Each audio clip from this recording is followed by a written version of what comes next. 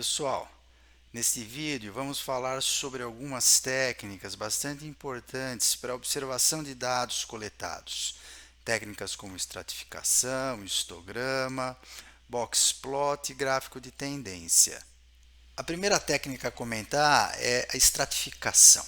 Bom, é uma técnica de análise de dados, é quase que um conceito, né? Se a gente olhar no dicionário, estratificar significa separar em estratos, né? Ou seja, a divisão de um grupo em diversos subgrupos com base em características distintivas. Não é? Estratificação é bastante usado em pesquisas de opinião, pesquisas demográficas, né? Chamada de estratificação social, que é esse conceito que envolve a classificação das pessoas em grupos, né? Com base em condições socioeconômicas comuns, né? Gênero, idade, cor, faixa de renda, cidade, região. Não é? Bom, e como aplicamos esse conceito em gestão da produção? Ou seja, quando que usamos? Não é? Quando suspeitamos que o problema, aquilo que a gente está analisando, pode variar e pode variar distintivamente, diferentemente, em função de algum agrupamento, de algum extrato, como por exemplo, em função do tempo. Né? O turno de produção, o dia da semana, a semana do mês e assim por diante, ou em função da máquina.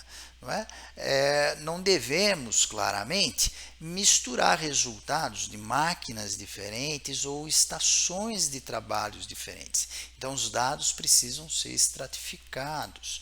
Né?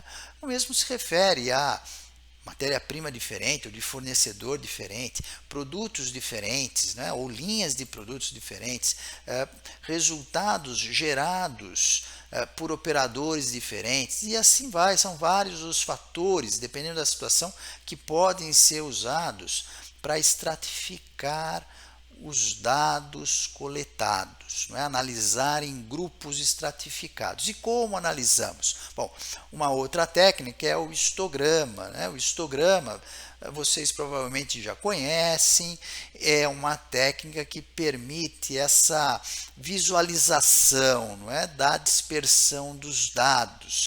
E essa visualização é por meio dessas, né, um gráfico de barras ou por meio de barras, não é? Então cada barra ou altura da barra corresponde ao número de ocorrências naquele intervalo que a determinada barra considera. Ou seja, dividimos o nosso intervalo total de variação em vários subintervalos e aí então contabilizamos o número de ocorrências dentro de cada um desses subintervalos. Né? Então, portanto, como construímos um histograma?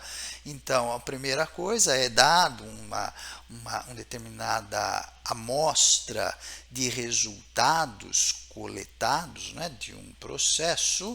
A primeira coisa a fazer é decidir sobre quantas subclasses ou com quantas subclasses ou com quantos intervalos, não é? Construiremos esse histograma. Né? Não existe uma regra única, universal, são várias as regras, mas todas elas sugerem o número de intervalos em função do tamanho da amostra. Né? Então, essa tabelinha aqui dá uma sugestão, por exemplo, para uma amostra entre 100 e 250 resultados, a sugestão é que o número de intervalos seja entre 7 e 12. Né? E esse número de intervalos, então, a gente ajusta, não é? Conforme a gente constrói o histograma. Não é?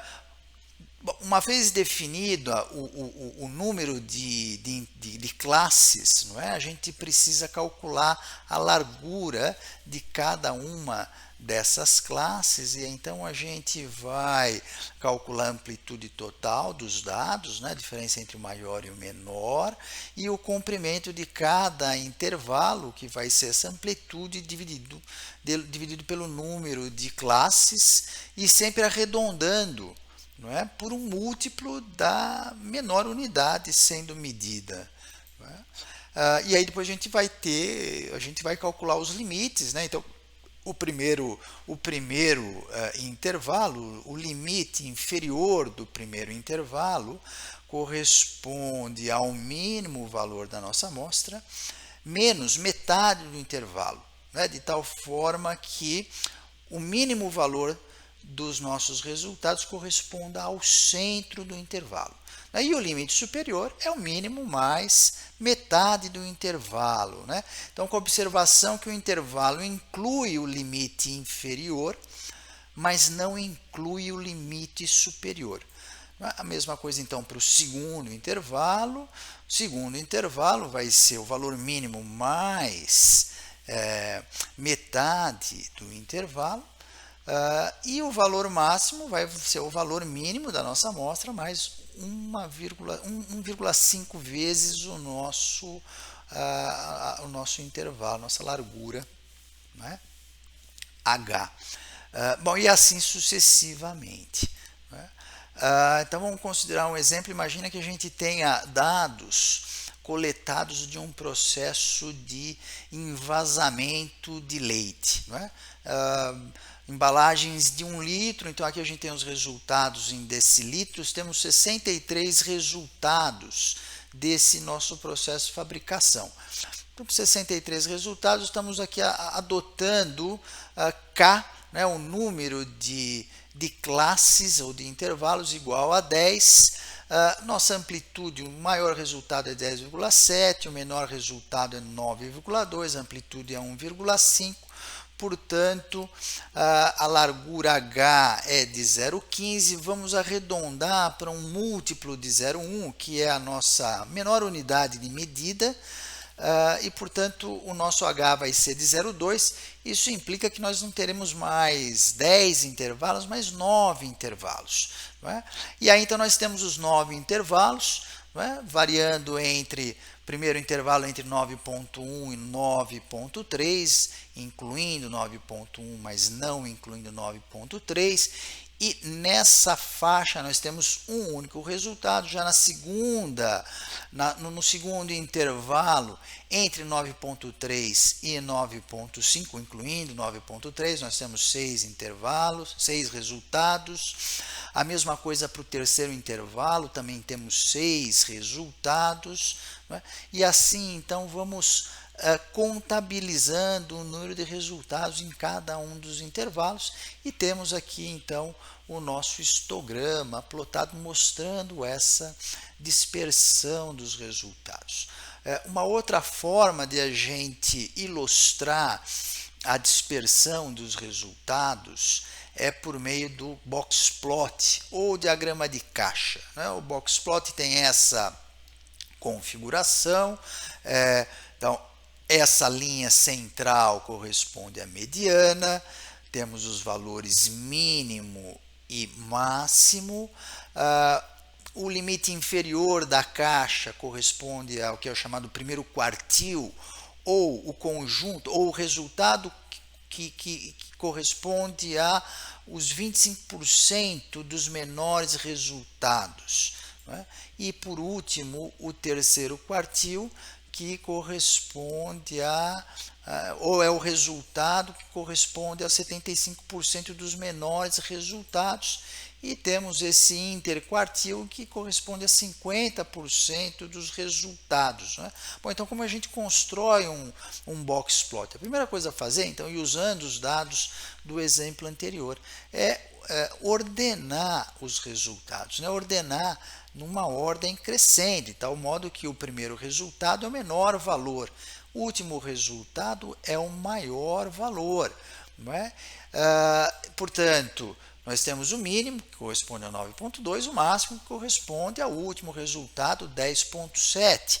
A mediana desse conjunto de resultados, temos 63 resultados, não é? A mediana é o resultado de posição 32, 9,9. Depois temos o resultado correspondente ao primeiro quartil, ou seja, o 25% dos menores resultados. 25% dos menores resultados, 16 resultados, 9,7. Né? Depois, o terceiro quartil, né, o resultado que corresponde a 75% dos menores resultados, 10,2. E com isso, então, a gente tem essa visão de como os resultados se espalham, né? Então, a gente tem essa visão qual é o espalhamento de 50% dos resultados, o mínimo, o máximo e a mediana. Ainda uma outra forma de a gente analisar os dados é por meio do gráfico de tendência. Diferente do histograma, diferente do boxplot, o gráfico de tendência mostra a variação em função da sucessão cronológica dos resultados.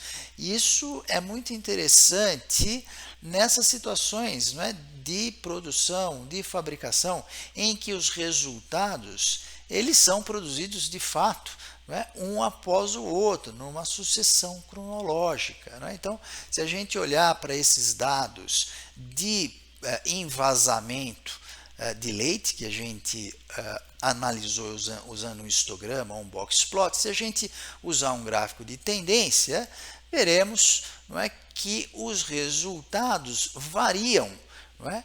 Variam ao longo do tempo, ao longo desse período de produção, e variam de uma forma diferente. Então, a variação ela é um pouco mais espalhada aqui nesse momento, um pouco menos espalhada aqui nesse momento aqui da entre 10ª e 15ª observação. Então, com isso a gente tem uma outra forma de observar os dados coletados. No próximo vídeo falaremos ainda de outras técnicas de análise de dados, não é, como o Pareto ou técnicas como capabilidade, gráficos de controle. Até lá, pessoal!